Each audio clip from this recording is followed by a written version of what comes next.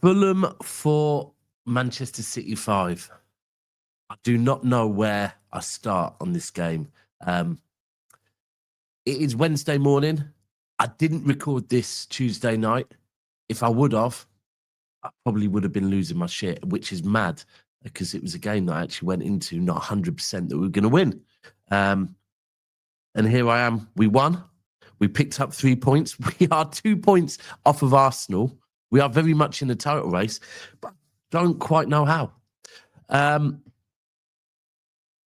We're going to get into it, people. Please make sure you do like the video. Anything I say, any questions I ask, please, please, please. I always encourage that you get involved in the comments. Let me know where I'm right. Let me know where you agree with me. Let me know where you disagree with me. Help me out to understand that mayhem of a game that we saw last night. Because I'm still here thinking, what exactly went wrong when we actually won? But we were 5-1 up. We were cruising, absolutely cruising. So let's start off with the positives, because there's a few I can take from this game. First and foremost, shout out to Erling Haaland, the fastest player to reach 100 goals in Premier League history. I don't know if it actually might. I don't know. It probably won't be in all leagues, but all league history. No, it's Premier League goals in it. So, of course, it's Premier League history. Also, shout out to Erling Haaland once again proving that he's not just a goal scorer, but he knows how to put a pretty good assist on a plate for another player. Absolutely beautiful assist for Reijnders. No concerns about Haaland yesterday. Reijnders, listen, just when I was really starting to worry about Reijnders, great performance from Reijnders. No, I'm not going to go as far as say great performance. Great goal from Reijnders. And in the first half, a really damn good performance from Reijnders. And Foden. Foden, once again, absolutely beautiful goal. And, of course, the second one wasn't bad as well. So 2 goals from Foden. Praise for Foden. No complaints there. 5-1 up in about the 60th minute, right? 5-1 up. And then Pep starts making changes. Now, this is where I'm definitely looking sideways at Pep. Because the minute he made those changes, we invited a team back onto us. We're 5-1 up, right? I think in a video about a month ago, I think it was maybe after the Villa game, it might have been. I did a video that was said, it's not broken, don't fix it. Now, I understand at 5-1, you do make changes. You've got a game at the weekend against Sunderland. But surely we can make changes and continue to play the same. Surely we don't need, we need to rest players. I understand that. Do we need to change our tactics, though? I don't know if we do. If you're beating a team 5-1, it's working, right? Now, if you are defensively solid, right? If your defensive system is like Arsenal's, let's say, I understand why you might go, do you know what? We're that damn good defensively that let's invite this team onto us and we'll be fine because we're that good defensively. And maybe we might get a couple on the counter. We are currently not that team, right? We invite teams onto us. And again, people, if I'm wrong here, pull me up on it. But for me, the changes we made, we invited Fulham onto us. We said to Fulham, come and have a go at us. We're going to sit back now and we're going to let you attack us. We're going to let you expose all of our flaws, where we're a little bit weak. We are going to allow you to do that. Why didn't we just carry on playing the way we played, right? Secondly, Gonzalez. Why the hell did we take Gonzalez off, right? Why? We've got a player on the pitch, Bernardo Silva, by the way, that I'm pretty certain he's in his 30s now. He's one of the unks already, right? People were calling him an unk last year. By the way, for me, unk is still a term of endearment. However, people were calling him an unk last year. He doesn't need to play every minute of football. But we brought Gonzalez off, you know, the young player. We brought Gonzalez off. We left Bernardo on the pitch, who looked tired as hell, was being run around, was not winning his duels, was not winning his tackles. Listen, we all know I'm a big Bernardo fan. Bernardo has been one of my favourite players for a long time. But yesterday, that was not it from Bernardo. That looked like a tired player, which is fine because he's getting on a bit. You know, he's putting the miles over the years. He's been our engine, yeah? But sometimes players start to not be able to play as many minutes. Now, for Bernardo to still be on the pitch, I think that was an issue from you, Pep. Secondly, I'm going to be honest. If you're taking Gonzalez off, I understand if you're taking him off for a DM. For me, John Stones could do that role a couple of seasons ago, yeah? We've seen Stones do that role, okay, a couple of seasons ago. But this season, John Stones is not the same player. John Stones is not a player that I'm looking at. I'm pretty certain we've tried to play him in midfield a couple of times this season. It hasn't worked. Now, it was a bit like we went to play in a back five at that point. Nunes was being beat for fun.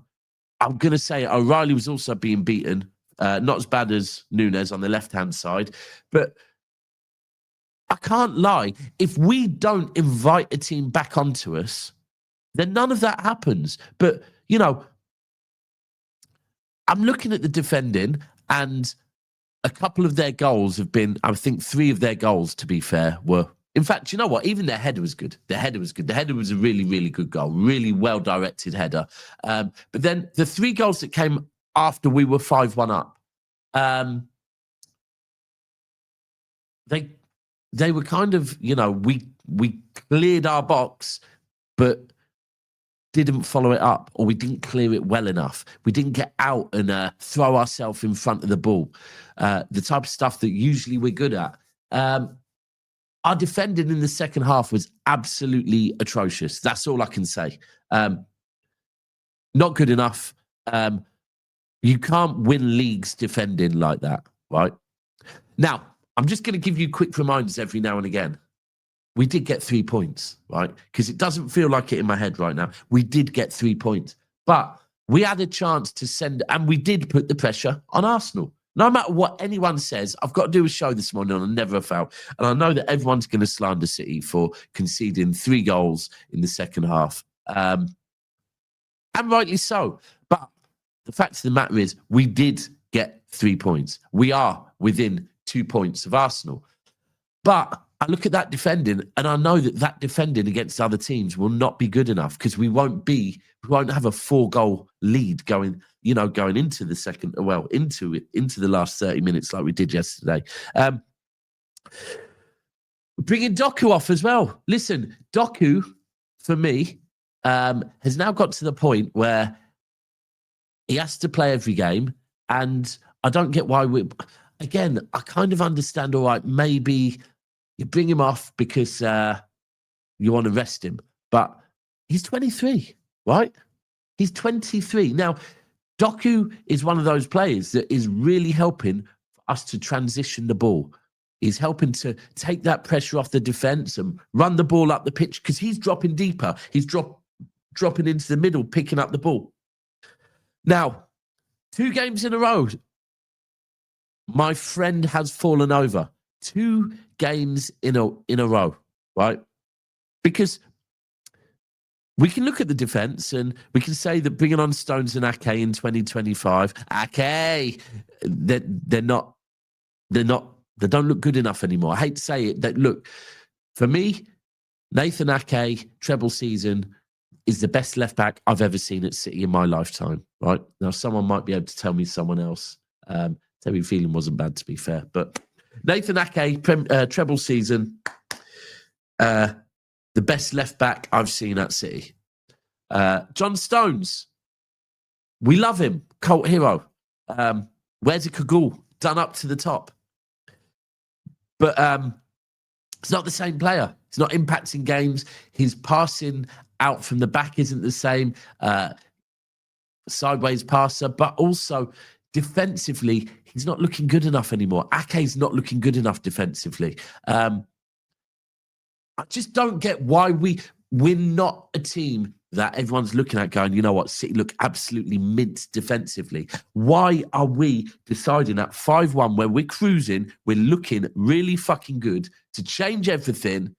And this PTSD, it's not just, people say we shouldn't have PTSD on last season because we're a different team now. But the players have still got it. The players have still got it. What is it with us conceding goals and then all of a sudden conceding a load more? Right, I've got to speak on Donnarumma as well. Donnarumma had, I think Fulham had 5 shots on goal, 5 shots on target. They scored 4 of them. GG, come on, you're better than this. Wasn't a great performance from Donnarumma neither. And maybe that is part of the thing as well, that our defence is starting to look a little bit shaky because they're not as confident in Donnarumma. I don't think it is that. Donnarumma's Donnarumma, and I think he'll bounce back. I think it was just a mad game. Look, I will say Fulham scored 3 great goals, but the defending of them was not good enough. We didn't get out fast enough. We didn't. But if I just look at the forwards in the second half, Haaland hit the post. I won't hold Haaland to that too much, but you can also, if a team, 5-1, great, 5-2, you go and score another at the other end, make it 6-2, the other team just gives up and goes, yeah, whatever we do, they're just going to go and score another. 5-3, go and score another. Savio was through on goal and fell over. It's 2 games in a row, this guy's fell over now. I'm sorry, but we need to go and hit the market. In fact, you know what? I don't even think we need to hit the market. I'll be real with you. Just don't bring Savio on. Just don't bring Savio on. Cherki, for me, Cherki would have been the perfect player to bring on for Doku, if need be. He's done it on the right. Why can't he do it on the left? You bring Cherki on. Cherki keeps hold of the ball. Cherki doesn't lose the ball. So why not bring Cherki on? Why not bring Marmoush on? Why Savio? Why is it always Savio? I don't get it. I don't see what this guy offers at all. And I'm sorry, Savio. Maybe in a couple of years' time you're going to be great. And I'm sorry, maybe Tottenham was the right place for you, because then they would have allowed you to have time to grow. I'm sorry, but we are trying to be in a title race. Anyone that says Daps, give him time, okay, cool. I will give him time if we lower our expectations and just accept we're not going to be in a title race with players like Savio. Look, I'm not blaming that result on Savio, but again, a forward can also take the pressure off the defence by taking their opportunities, and he didn't do that yesterday. Now we have Sunderland next. Sunderland is going to be a more difficult game for me than Fulham. But you know what? If we have to shit house it, because it seems like that's the way we're getting results at the moment. Kolo Toure, whatever you're doing, bro, you need to do more as a defensive coach. If there's a set piece coach, I think they probably need to get involved as well, because I'm pretty certain 1 or 2 of the goals came from set pieces and us not clearing our box thoroughly enough. But yeah, defensively, not good enough. Up top, Haaland, salute. Foden, salute. Reijnders, you got your goal now. Let's kick on and get more. And such a well taken goal. Doku got another one as well. Doku was great yesterday for me. Look, we got 3 points. We are still dancing at the party. Mum hasn't picked us up yet. We're still there. But that performance, like the Leeds performance, was not good enough. That second... And what is it, by the way? Sorry. It's like I'm going to end the video, then I find something else to rant about. What is it with second halves? What is it with us in second halves? Why can't we just play like we played in the first half in the second half? We're good enough to do that, We are good enough when we're playing that type of football. For me, when we went 5-1 up, what I'm doing is I'm bringing Cherki on, right? I'm bringing Cherki on. Because Cherky will come on and he will make sure that we keep hold of the ball, right? We'll start to play even better. Bring Cherky on. I bet you we win that game 7-2 or something, right? But no, Pep goes to this defense. He's acting like Gareth Southgate. Anyway, listen, I might have got everything completely wrong because I'm just ranting at the moment, which is mad after a win. I will repeat, we won. We are 2 points within Arsenal at this moment in time. But people, please let me know what you saw yesterday. Please let me know,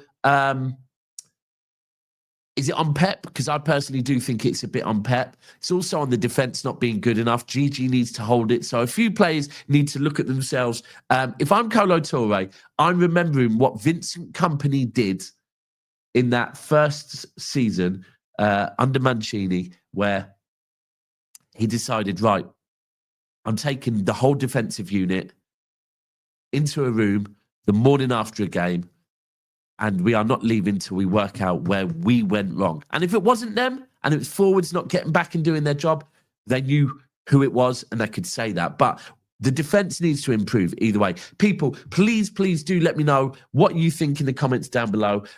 Please make sure you are smashing the like button. And please, of course, finally, make sure that you are checking out our sponsor, OK Jerseys. Amazing from the factory. £15 old shirts, new shirts, concept shirts, tracksuits. Go and check them out, people. All I'm saying is go and check them out.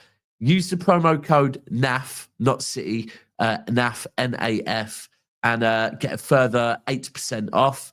But honestly, look, I've got a rail of them. Top quality football shirts. So please head over there. Appreciate all the support. Salute to all the new subs as well and the old ones. And we will be back with another video tomorrow. But please help me to understand exactly what that was about yesterday in the comments, because I really need your help. Love everyone. Have a good day.